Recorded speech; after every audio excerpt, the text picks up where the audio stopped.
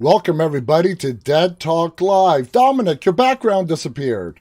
It did. I reset it in case it messed anything up, or there was a Star Trek background that I guess I had. Well, that was when I was cool. talking to my And brother. your guitars are just as cool. Guys, help me welcome Dominic Burgess onto our show.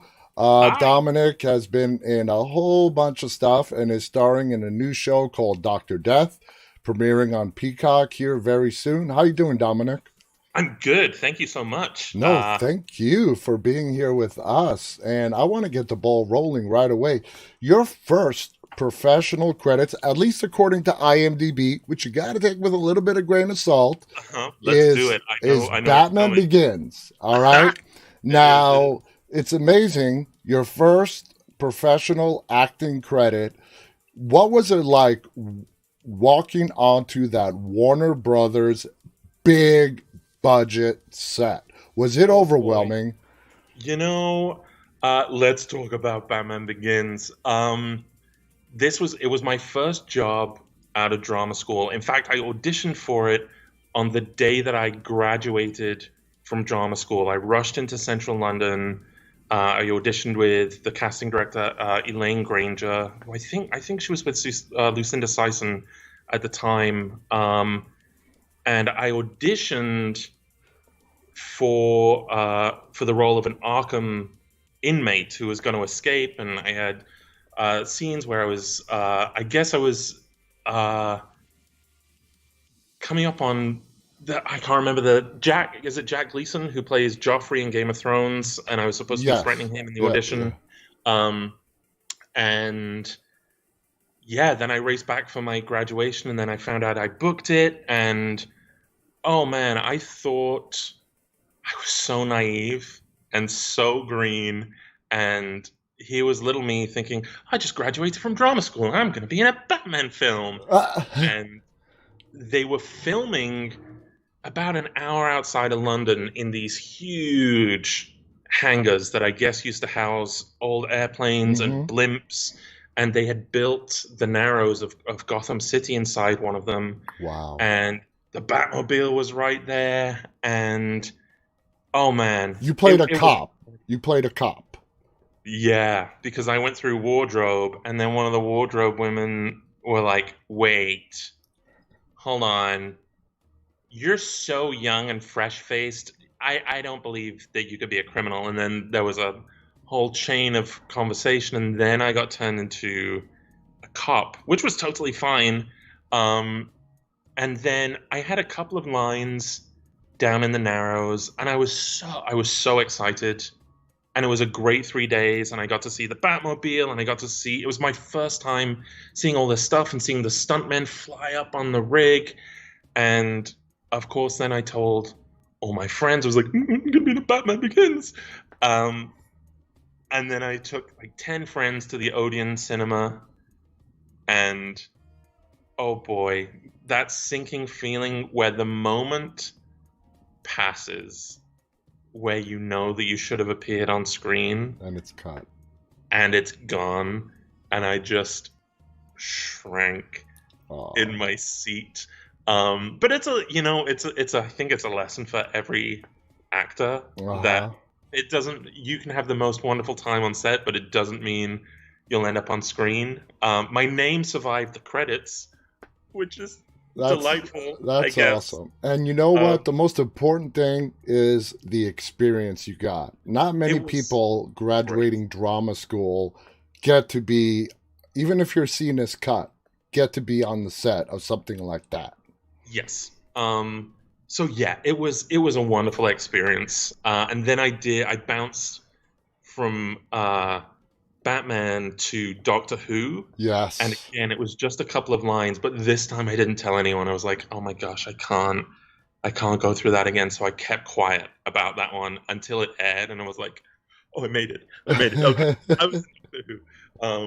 And it's happened a couple of times since. I did an episode of 90210, and that was all sort of cut out, and I worked on a couple of episodes of Goliath, and then that completely changed, and they went a different direction for the season, so they scrapped the whole first 3 episodes of a season.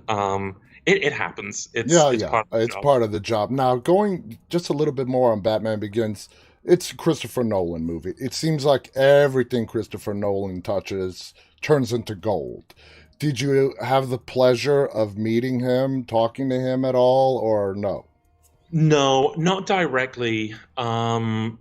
It was, I think, a first AD that would relay everything. He was off in Video Village, Mm-hmm. and especially early on in my career.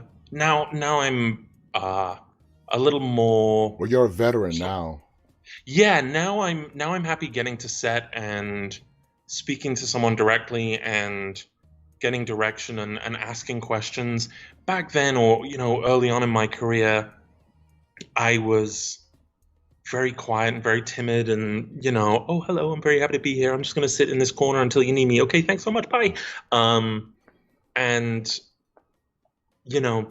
as you grow, you gain confidence, and yeah, now I'd be asking questions and be like, can I go sit in Video Village? I want to watch. Yeah, um yeah. which I love to do. Yeah. That's awesome. So, Doctor Death. I have. It hasn't premiered yet. It's a Peacock show. I've had the privilege through a festival to see screeners of the show, Great. and it looks great. Uh, for our audience, the background storyline is about this doctor, spinal doctor, surgeon, who basically is not doing the most ethical of things in the operating room, and some people want to stop him. Uh, First of all, how did you? You have a pretty major role in this. What is it like? You have appeared on numerous projects over the course of years on a single project. What is it like booking Doctor Death and having your name like be third or fourth in the credits? Yeah. It's uh a little it was intimidating. It was intimidating.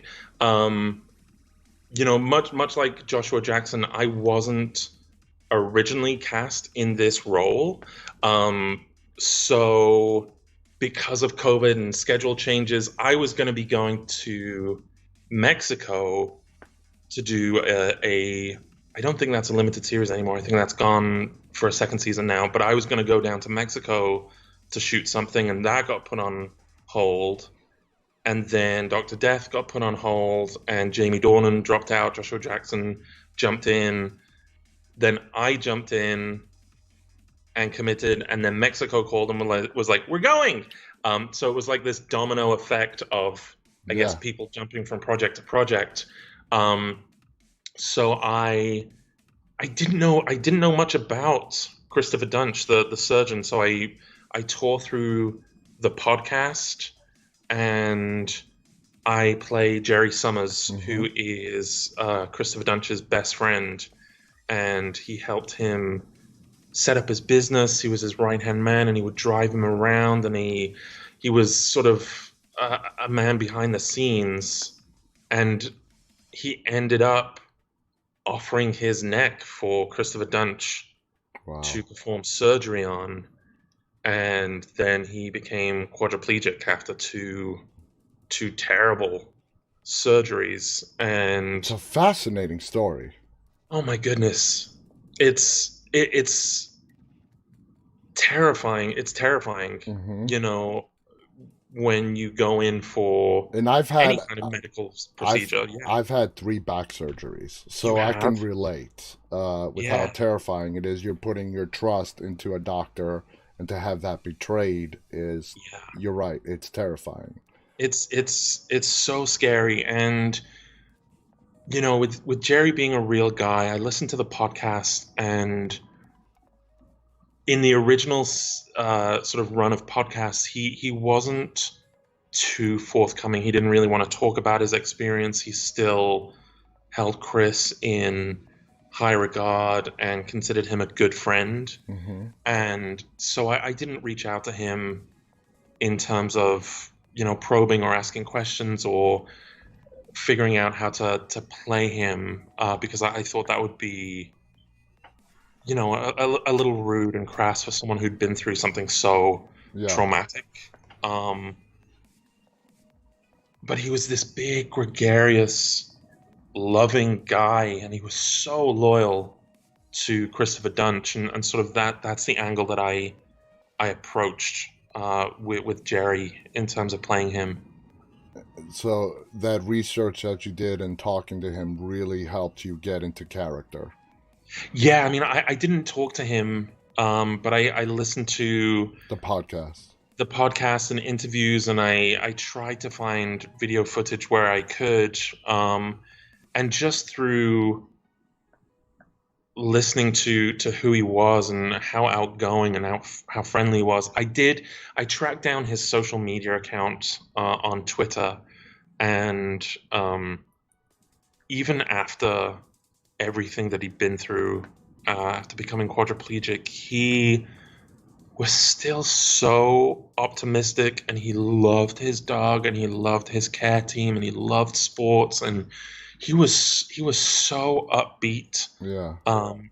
And then during the course of filming, we were filming all of the hospital scenes, and Wendy, our script supervisor, came out from behind Video Village and said that Jerry Summers had died the day before, and he'd actually died. He died in February of this year, so it really,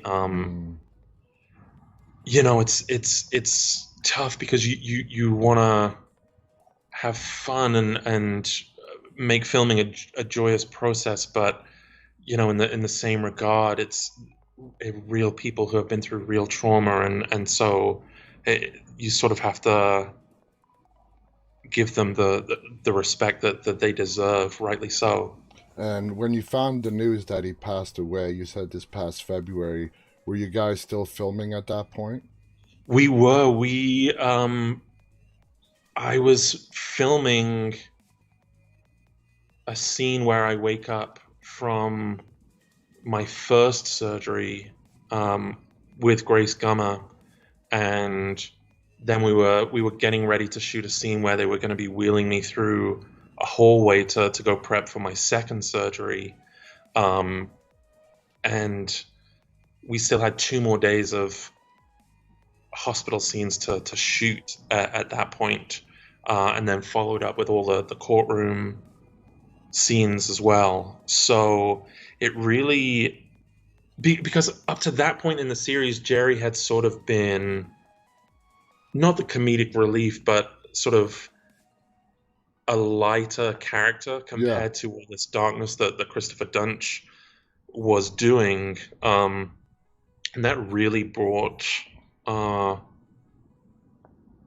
don't want to say it helped me get in character, because it's so.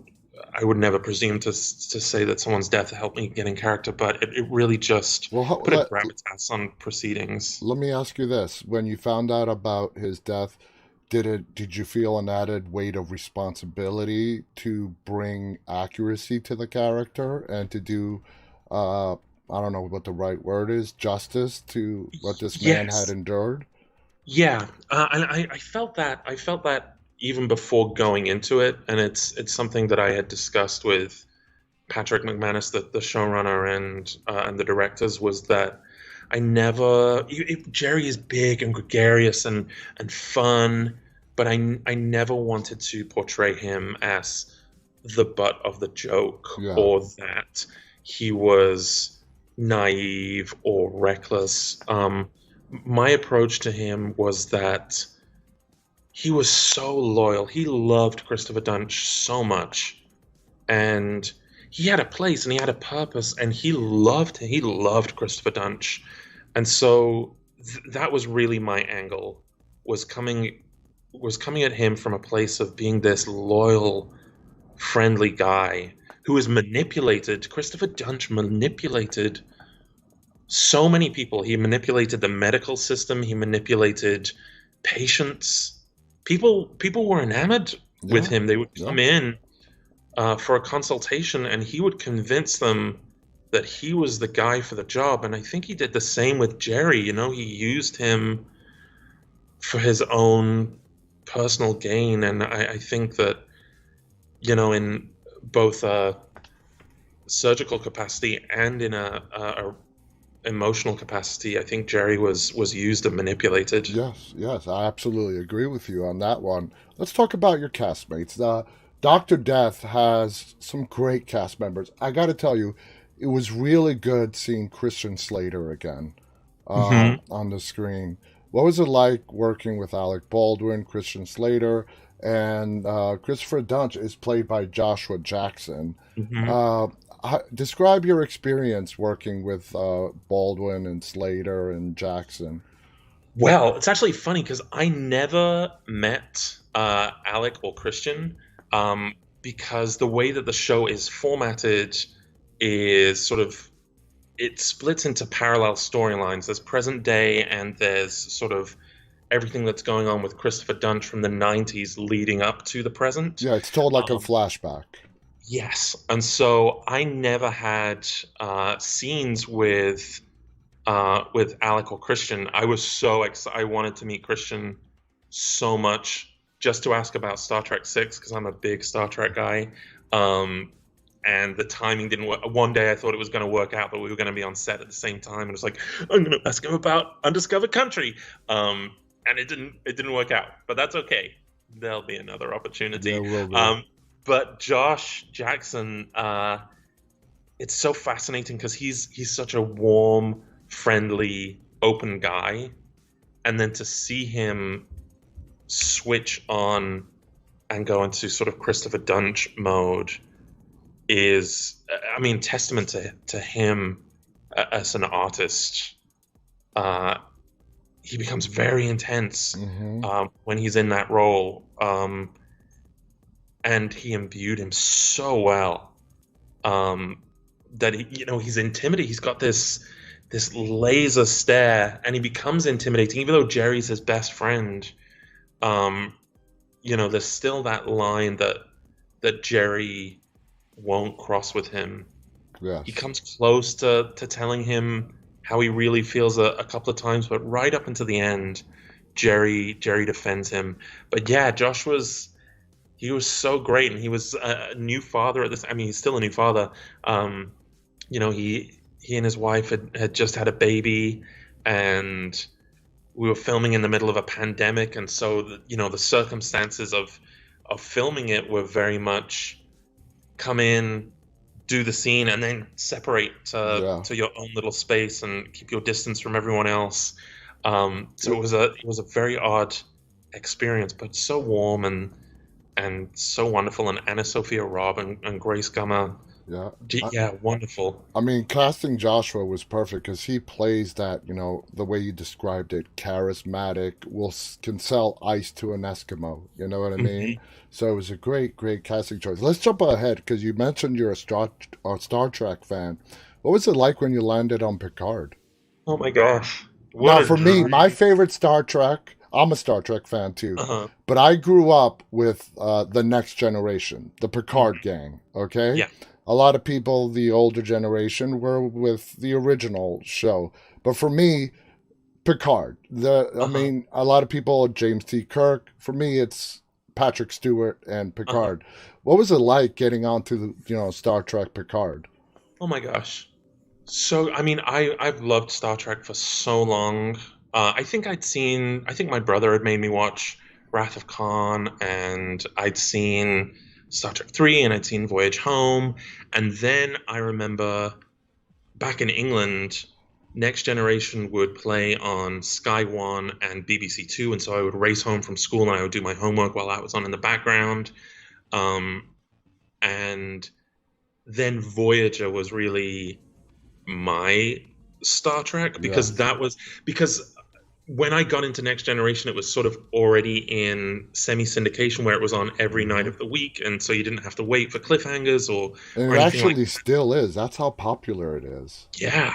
I mean, it's still a go-to. I was watching Best of Both Worlds last night while I was waiting for Loki to start up at midnight. But yeah, Voyager was my show. That was the one that I watched from pilot to finale as it Hmm. aired live, and then I would have to wait for the cliffhangers, and it was exciting. And yeah, That's my Star Trek. And so then when I found out that Jerry Ryan was going to be on Picard as well, and I would have a scene with her and Patrick Stewart, and it was going to be directed by Jonathan Frakes.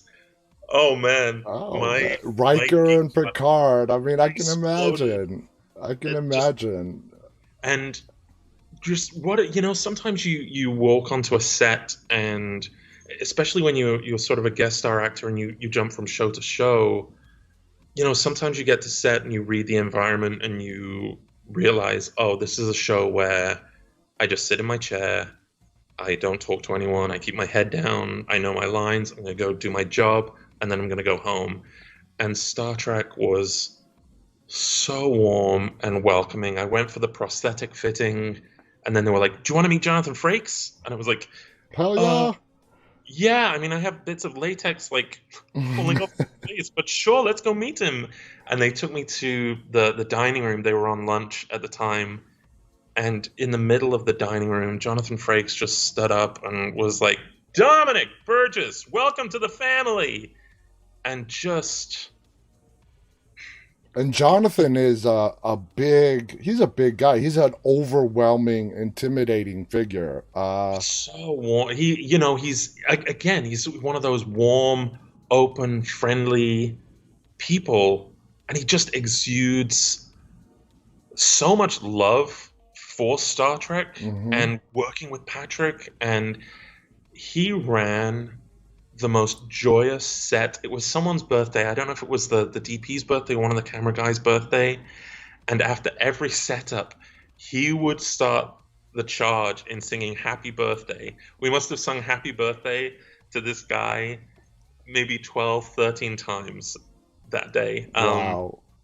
He just keeps a warm, upbeat, friendly set, and it was just a joy. What a joy. Now, Jonathan and Patrick, they have known each other for 30 plus years. Mhm. Did you see them interacting? I mean, they must be really good friends. Oh my gosh. Yeah, and what was so wonderful was that we were filming in a nightclub up on Universal City at City Walk where they sort of made it look like Stardust City and dressed the set, and it would have been so easy for them to have been dismissive, or for them to, after each take, to go and find a quiet corner. Yeah.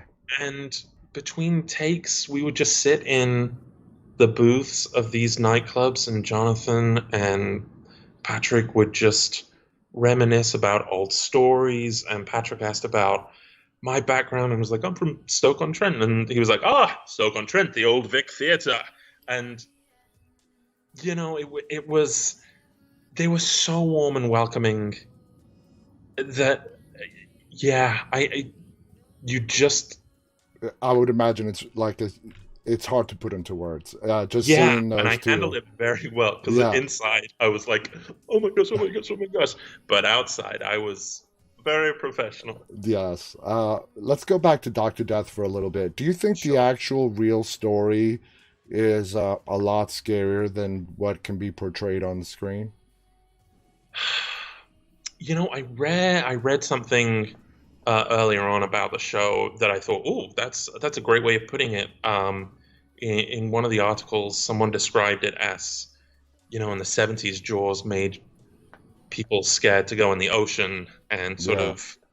and now Dr. Death is doing the same for surgeries, where it's giving people pause and second thought. And I think, sometimes I think it's interesting that NBC Peacock is doing this, because they have New Amsterdam, and there's Grey's Anatomy on ABC, and all these medical dramas where the doctors are the heroes, Yeah. and you feel like you're in good hands, and everyone's going to be fighting to save your life. And in the surgical bays, they'll keep doing CPR for 2 hours until Yeah. that person comes around and they can reunite the family. And this is not that. And I think what's, I don't know if a dramatization can ever match what has been done in real life, to answer your question. Yeah. But it's terrifying to think that this happened, and it could be happening somewhere else, or it could be happening in another country, or Yeah. that even in England, we had our own, I guess, Dr. Death, that you would call him, Dr. Harold Shipman, who again was responsible for, I think, gosh, maybe even hundreds of deaths. Yeah. Yeah, so it is a terrifying thing to shine a spotlight on, but I would never presume to say that a show is scarier Yeah. than what can be done in real life. I think real life is much more scarier than what we see on TV. I think that's why a lot of us turn to TV for an escape from real life.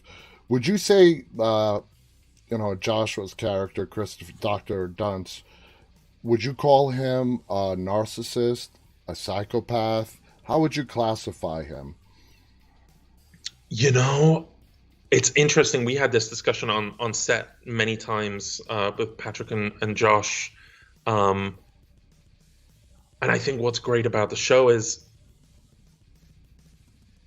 we it's impossible to get inside this guy's head, Hmm. whether it was a god complex where he really thought that he was better than everyone else, but he just didn't have the technical skill that Yeah. he really thought that he did, or if he got into that operating room and he really knew what he was doing, and there was this need or desire to hurt people. It's a really fascinating character study or question to ask, and I don't know if we'll Ever ever find? know. Yeah. I don't know if Christopher Dunch will ever take ownership Mm-mm. for what he has done, which again is, I think, is terrifying in itself, that people can move through society like that and be in those positions of responsibility. Yeah.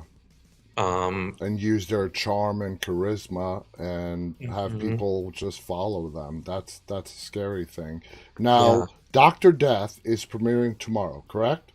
Yeah, I don't know if I know when Disney streams stuff, it's sort of midnight West Coast time, but it's sometimes on Hulu. When it's Handmaid's Tale, it's 9 o'clock East Coast. It's out tomorrow, Yeah, it whether it's varies. nine Yeah, or yeah, midnight. it varies from streaming network to streaming network.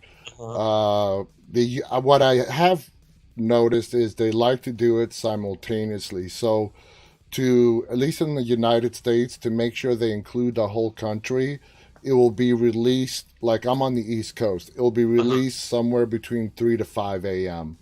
to make Okay. sure they cover the entire United States. Uh-huh. Now, I've never gotten the privilege to talk to someone where a brand new show is premiering literally the next day. As an actor on this show, Uh-huh. you guys, I've seen it. It's a great show, but what are you feeling the night before the premiere? As an actor on this show, are you like, God, I hope this does well? Do you I have hope it does. faith that it will? How are you feeling right now? It's hard because I haven't seen any of it at all. Wow. I just got back from filming in Puerto So Rico. I've actually seen more than you have. You've seen more than I have. I went in maybe a month ago to do some ADR, so I saw snippets of scenes, but that was in a work capacity to sort of hide airplane noise and things that were happening in the club and whatnot. So you know more than I know. So again, I don't think it's going to be a Batman Begins situation where I don't see the light of day. No, Um, no, no, no. so that's nice, at least. Yeah, I don't know. I think it's always exciting. I think when you're an actor, you hope that people respond to your work and the the jobs that you do. Whether it's theater and you're feeding off the live audience, or whether it's TV or and film. Um, yeah, in an ego-driven way, it's nice to have people enjoy your work, I Yeah, guess. yeah. Now, because this is based on a real story, well, inspired by real events, and it is a TV show. This is not a movie.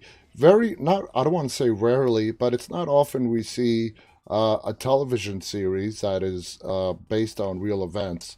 Uh, do you know? Is there a lifespan on this show? If it does as good as you guys hope it does, is it going to be a limited series, or is it? We're going to keep going until. I don't think so. I imagine that this just lives in its own sort of limited 8 episode arc. I know that there is a second season of the Doctor Death podcast that focuses on another Doctor. Um, so if it were to move forward, I think it would operate like an anthology series, like American Horror Story, where each season Is different. focuses on a different story. Um, I'm not sure if I think Peacock were planning on doing a documentary alongside it.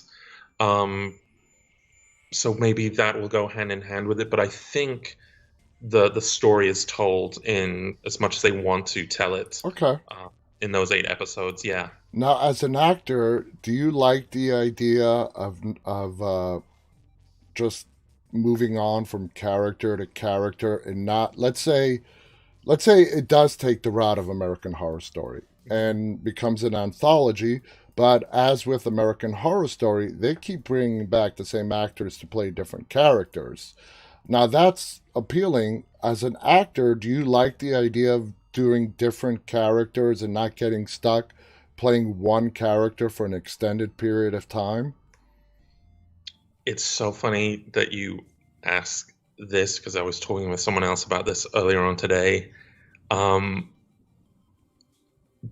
we filmed Doctor Death over 6 months in New York, and like you say, normally I'm an actor that will go from job to job, Hmm. and I will bounce from Sunny in Philadelphia to Star Trek to The Magicians to The Flash or Good Place, and sometimes I feel like I'm a squirrel foraging for nuts that I've got to take every job that I can get because I don't know where the next job is coming from, and I've got to sort of save up and yeah, look for work, and it was so hard for me to adjust when I got to Doctor Death because it was 6 months constant work, and in those first couple of weeks, I felt like I should be looking for what's next. We started filming in October, and then I was already thinking like, but what about April? I've got to start thinking about what I've got to do in April. And it took a while to get out of that mentality and just Enjoy sit the in moment. and enjoy the moment and enjoy the work. And then, by the time I got to March and we only had a couple of days of filming left, then that old mentality of like, okay, now what's next? Now it's got to get back into survival mode. It's yeah, it's a real different feeling. I'd done Feud and I'd been on Ant Farm for an extended period of time on Disney. Um, and it is nice to have those moments of, oh, I can relax and I've got a Yeah. job and I know what's going on for the next few months, and that's really nice. Um, but yeah, like right now, I just finished this job in Puerto Rico, and now I landed back in LA, and I'm back onto like, now what, which I enjoy too, and I've been so fortunate to play such an eclectic range of roles. So I enjoy it. I enjoy the process. I enjoy being an actor. I love Of it. course, of course. Now, you said Dr. Death, you guys were shooting it during COVID. Did you guys, because of the timeline, did you start before the shutdown? Were you already shooting during the shutdown? There was no interruption? We started in October, so New York was pretty much shut down. I live in Los Angeles, and I flew to New York, and um, I was very safety conscious. I didn't want to be the guy responsible for shutting down a set, and so Yeah. I walked everywhere. I didn't go into subways or in bars or restaurants. Um, and we had a shutdown just out of an abundance of precaution. Um, we shut down for 2 weeks in November, um, where Things there was started ramping up again. Yeah. yeah. So we shut down just around Thanksgiving for 2 weeks, and then we came back, and then it was Christmas, and then we came back, um, and went straight through till March. But yeah, it was an odd experience. It was odd to experience New York at that time, with Broadway Hmm. being dark and Yeah. everything being quiet. I mean, it was kind of lovely in a way because I'd never experienced New York that quiet, and so you could sort of walk out onto the streets early in the morning, and it would just be eerily silent and beautiful. There was snowstorms while we were there, and I would get up at 6 o'clock in the morning and venture out, and beautiful. I was born and raised in New York for Oh, 23 years, and to see I live just outside of DC now, but I uh-huh. still my family's there. I own my childhood home there, and to see pictures of Times Square completely empty, I'm like Hmm. I never thought I would see the day where Yeah. it's literally a ghost town, and Hmm. that's how scary it was. Now you had the opportunity to work on them. How would you describe that experience? Great. Again, I was fortunate enough. The director of my episode, Nelson Cragg, I knew from Feud. He was a DP on Feud, and Hmm. now his career has progressed, and now he's directing. And so, yeah, he reached out to me and was like, "Hey, there's this role, and I love horror, and I hadn't had a chance to do a whole bunch of horror, so I was like, yeah, immediately, or any kind of time that there's a period piece or something that I've never done before, never had an opportunity to do, or if it's in a location that I've never been to before. There are different things that attract me to jobs. If Yeah. it's, like, yeah, I'll go to Puerto Rico. Yeah, I'll do a horror film. Like, I'm still waiting. I'm still chomping at the bit to do a Western. Anytime there's science fiction or horror involved, I'm probably going to be like, yeah, let's go. Um, yeah. So, knowing that Nelson was involved, and knowing that it was going to be a horror piece, and yeah, it was a no-brainer to say yes to that. Now, another horror that you've been a part of is Deadcon. How did you become a part of the Deadcon cast? That I think was just an audition that came in. I know Jessica Sherman was the casting director on that, and it was a low budget Mm-hmm. film. And she very nicely approached and said, "Hey, there's this. It's a low budget film. It's not going to pay very much." And again, it's like one of those things where depending on the job, if it's a low budget film, I'll still do low budget films and There short have been some films. amazing low budget films. Yeah, I'll absolutely do those. To an extent, depending on what it is. But if someone calls and says like, "Hey, will you do 3 days on this thing?" It's like, yeah, 3 days is nothing. Of course, I'll go do Yeah. that. It's just down the road in North Hollywood, Burbank, Pasadena. Absolutely, I'll do it. It becomes a different story if someone's like, "Hey, can you do our low budget film, and we're filming in Sacramento, and it's going to be 7 weeks, and get yourself there and Airbnb yourself," and then it becomes a different conversation. Yeah. Um, but yeah, I love working. I'm at my happiest when I'm on set and I'm watching and I'm learning and I'm meeting new people and learning new skills. So I'm very working with Alfred Molina on Feud. I asked him if he would do a short film that I was gonna write and direct. And he was like, "Yeah, I'm a bit of a whore when it comes to work." And sort of I've sort of taken that mentality of like, "Oh yeah, I get it. I love working." And you mentioned Feud because that's exactly where I was going to go to next. What was your favorite part of embodying this historical figure on Feud? Oh my gosh, so good and so different to Jerry Summers. I was aware of Victor Buono's work uh, from the original Batman series, and he was a voice in one of my favorite childhood cartoons, Flight of Dragons, and that was a very different experience because there were so many live performances of his to draw from, whether it's Batman or in interviews and talk shows.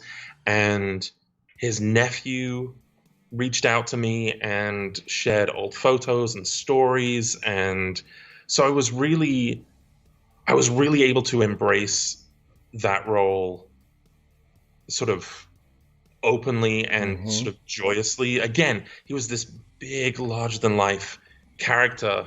And that it was a real joy and a real, oh my gosh, what a treat to get to meet and work with Alfred Molina, who is, since I first seen him in Raiders of the Lost Ark, Yes. and being a British character actor, seeing the trajectory that his career has, continued to be and explode, and just wonderful, wonderful performances. And I've seen him live on stage, and just someone who you look up to as an artist, and to be such a wonderful human being as well, is just the best. What was it like? Ryan Murphy and Jessica Lange were also involved in Feud. Mm-hmm. Now, Ryan Murphy is the creator of American Horror Story, and of course, for like the majority of the seasons, Jessica Lange was in every season of American Horror Story. What was it like working with those two? Great. It was one of those situations where I was a little intimidated at first because Ryan is he knows exactly what he wants. But after doing the first scene with Susan, where I meet her with the donuts, he came out from behind Video Village and he gave me a hug and he said, "We're going to have so much fun." And then, the nerves sort of melt away. And just one of those joyous once in a lifetime jobs, I think. And then, like I said, I asked Alfred if he would be in this short film that I had written, and then I directed that. Alfred did it, and then I used the short film to jump onto Ryan Murphy's director mentorship program. So then I was able to go and shadow on 911, and while I was shadowing on 911, we had a call to say, "Hey, are you free to just come and do an episode of American Horror Story on Monday?" So I was like, "Yeah, I've just been shadowing the director all this week. Okay, cool." And so I went from shadowing the director, and then he jumped onto American Horror Story on Monday, and I was there on set. And he was like, "Wait, you're not shadowing on this show too, are you?" And I was like, "Nope, today I'm one of your actors." So they call it a family. They say like, "Oh, you're part of the Ryan Murphy TV family," and it really that's an feels honor like, right there. Yeah, to get to sit and watch and shadow the directors as part of that world too. Yeah, really, just wonderful. So many wonderful things have blossomed from Feud. I did a horror film, Ma, Yes. down in Mississippi, and that came from Feud, where Tate, the director, had seen Feud and called and was like, "Hey, put yourself on tape for the role of Stu," and then went down and met Tate and John in Mississippi, and that led to another film, and now I've done the directing on Ryan Murphy's half director mentorship program and started directing. Now I have a World War II feature film in development with those guys in Mississippi, and so connections leading to more and more everything stuff. just starts to grow, and you meet more people and like-minded people who just are kind and enjoy working. And yeah, I'm very, very grateful and very blessed. Yeah. Staying with American Horror Story for a second, you were on an episode. You have obviously, like you said, worked with Ryan Murphy. What is the atmosphere like on the set of, what were your impressions of the set of American Horror Story with the actors? What season of American Horror Story? You were on Apocalypse, right? Yes, I think. I love that season. What I think the day that I was there, I I think they just done some rewrites at short notice because they asked me on a Friday to go and do it on the Monday, or maybe my days. It was falling on a day that an event was happening for the Emmys, and so a lot of the cast were going off-site Yeah. to do that. But it was a great set. We were filming down at the Hollywood Forever Cemetery down in Hollywood, which is, if anyone's in Los Angeles, there's a company called Cinespia that will do Hollywood screenings of cult classic films, and they will screen them on the side of the mausoleum, and you can take a picnic. And I think they have Scream and Scream 2 coming up for Halloween, like really fun stuff. So to be filming there was a lot of fun. And yeah, I'd been shadowing Bradley the week before, and so it was a nice, fun, even though it's gory and messy. They keep it lighthearted. They keep it lighthearted. Yeah, it's fun. I think every show has its own sort of tone and feel. I feel like you said, I've gone from set to set to set. You learn very quickly what sets are the ones where okay, I'm sitting down and I'm keeping my head down and staying in my lane, and the ones that are open and embracing of outside actors coming into their playground. And I think it starts from the number one and number two of the show, the call sheet, that sets the tone. And it makes a huge difference. Yeah, I bet. I mean, I would think going on to a set where everybody's, open and welcoming, instead of, like you just said, going on to a set where you've just a feeling. I mean, that nothing needs to be done. Just the feeling is just go there, keep your mouth shut, do your job, and then, end the day. The sets where you get there and everyone is warm and open and they want to collaborate and they want to do the best work, that's, for me at least, that's where my best work comes out, is when I feel like, oh, okay, this is a safe environment to play and experiment. And if I've got this idea for a scene, I feel safe to try it, rather than some sets which will remain nameless, of course, are not that. I've had on one or two examples where it has been a really unpleasant experience, and you get home at the end of the day and you shake it off. Yeah. And okay, that happened, but it's not on.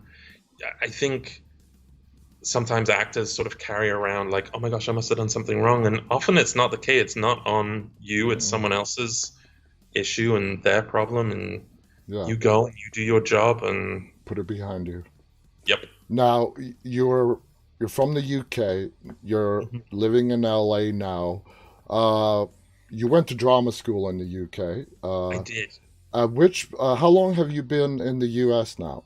Like living in LA? 14 years. I got here in November of 2007, just as the writer's strike was starting. Oh. Which ended up being wonderful for me. I mean, terrible for the industry at the time. But again, I came and I was so wide-eyed and bushy-tailed and naive that I was like, here I am in Los Angeles, and I'm a member of British Equity, so I'm sure I'll be able to do SAG projects. And nope. But yeah, it was the writer's strike. But it ended up helping me in a way, because casting directors had nothing to do. Nothing was being cast, nothing was being made.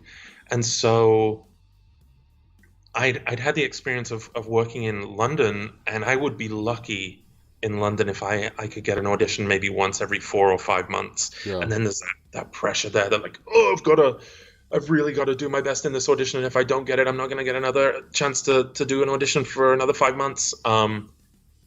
And because of the writer's strike, all of these casting directors were teaching classes or having general meetings to meet new actors. And I feel like in 3 weeks of being in LA, I'd met more casting directors than I had in 3 years of being in London. Wow. And, the writer's strike went on for a while, and I I met so many great casting directors the first 3 or 4 months that I was here, that really I think it was beneficial. A lot of people left town because it was like there's nothing going on. And I was like, well, I'm here. I'm going to get a day job at the ArcLight movie theater, and I'm going to start meeting people. Um, I mean, yeah, I've spoken to a lot of filmmakers, actors, and this really surprises me. There doesn't seem to be that much, I don't know if opportunities, even financing available for filmmakers, especially in the independent industry in the United Kingdom. And that, as an American, that really surprises me. I think the industry has changed since I left. When I was in London, I found the industry to be very inaccessible and very hard. And I'm sure, everyone is going to have a completely different journey. You could put 20 actors of the same type in a room and let them meet the same casting directors and the same creators, and everyone's going to have a radically different career. London wasn't my city, but Hmm. as soon as I got to Los Angeles, I felt like, oh, okay, I'm meeting people and I'm auditioning, and this is what it's supposed to be. And I didn't have that in London, and I know I have friends from America who've gone to London, and they've had the opposite experience where they can't get work in London, and I've had friends come from the UK to Los Angeles, and they've not been able to meet people, and it's I think acting is still a mystery. It's So professionally, moving to LA was one of the best decisions you could have oh made. the best decision I could have ever made. And there have been ups and downs. And um, again, when I got to LA, wide-eyed and bushy-tailed, I was on something called an O1 visa, Hmm. and I thought, like, great, I have a visa, I can work on anything. And I auditioned for Tintin, that was directed by Steven Spielberg. And I think I auditioned in July, August, and they told me in September that I booked it, and I was like, oh my gosh, I booked Tintin. This is great. It's going to film in February, and it's going to be motion capture, and I'm so excited. And December came around, and I went down to Marina Del Rey, where the studio was, and they did the Weta digital scan, and they fitted me for the motion capture suit and the helmet. And I went home to England for Christmas, and then Christmas Eve, I had a phone call from Paramount saying, "Hey, Oh, uh, we don't take O1 visas. oh, We're gonna try and get you our own visa." And then that job went away, and that sucks. there were multiple jobs on the O1 visa that I wasn't able to do, that I auditioned for and I booked, that I wasn't able to do. Um, and then I applied for my green card. My first green card got rejected, and so then I had to save another $10,000 again to do the second green card case. And it's been a slog. And now, Yeah. April of this year, I became an American citizen. All So right. now if Steven wants to come calling again, he You can. are available. Absolutely. Oh my gosh! But what a Oh, nightmare at the time. I think every actor's career is. I think that's what acting is. It's incredible highs and incredible lows, and like I was saying, foraging like a squirrel, because you you don't don't know know what the what's next job next. is or when it's coming. Yep, yep. Dominic, this hour has just flown by. It's been an It has. abs. It's an hour already. Yeah, yeah. It's been such an absolute pleasure talking to you guys. Dr. Death is premiering tomorrow, sometime tomorrow. We don't know exactly when. We're still trying to Tomorrow. figure out how the streaming networks do it. But it is coming out Friday, July 15th, which is tomorrow. Uh, I've had the honor to see the first couple of episodes. It's a really good show. It's based on real events. Please check it out. Dominic is great in it. Alec Baldwin is in it. Christian Slater, Joshua, who plays the doctor. So check it out. You're not going to be disappointed. Dominic, thank you so much for being a part of our show and sharing Thank all your you. stories with us.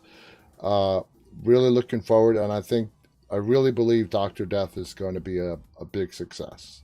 Uh, Who knows? But I mean, Onwards, wherever the road may lead. exactly. There's no guarantees, but I really think it's going to be a success, and I wish you nothing but the best of luck. So thank you so much for Yeah. coming here and sharing all these great stories with us.